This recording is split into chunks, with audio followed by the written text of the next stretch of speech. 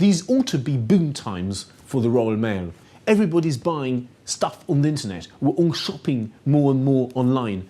At the moment, about a tenth of all UK retail sales are online. At some point in the next few years, it'll be 15%, 20%, even 30%. So there's a huge market here for companies that specialise in delivering parcels. And yes, Royal Mail has done okay, it's grown its revenues on that front. But it's also allowed a myriad of private sector competitors to grab a huge share of the market. And that's because the Royal Mail is owned by the state. It's a nationalised company. It's starved of capital, it doesn't have the best management structures, it doesn't have the best people at the top.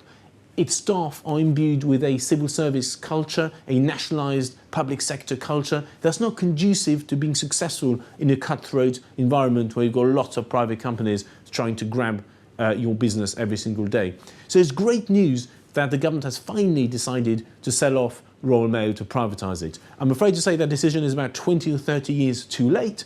The Royal Mail should have been privatised, and we should have seen private postage at the same time as BT was privatised and BP and the car industry and everybody else in the 1980s. But better late than never. We must now hope that the company will eventually be able to change itself, to transform itself and start fighting back. There are huge opportunities. For example, a lot of the growth in online retail will also see a growth in same-day delivery. That's the next big battle. You order something at 8 in the morning, it's delivered at 11 or 12 o'clock that day. You order something at 6 in the evening, you get the goods at 9 or 10 p.m. If you do that, then you will trigger massive growth in online retail, and that's a great opportunity for those who deliver parcels.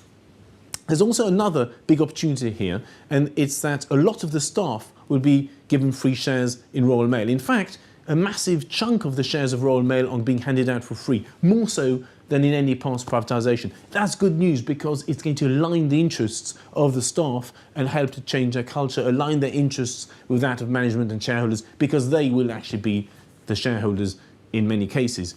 But there's one other point which I think is quite important here, and it is that the proceeds for the remaining shares of Royal Mail, well, the proceeds are probably simply going to be spent by the Treasury on day-to-day activities. That is a mistake. There's an opportunity here to start using the revenues raised by privatising companies, for example Royal Mail, but also Lloyds in a few months maybe, and then RBS in a year or two, to start to help fund Britain's retirement system.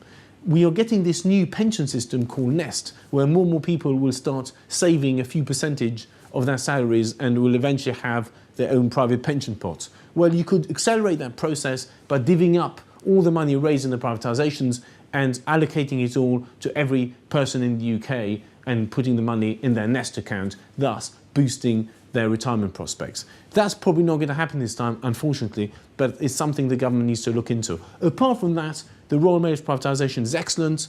Hopefully it will save the company and help allow it to compete in the cutthroat parcel market.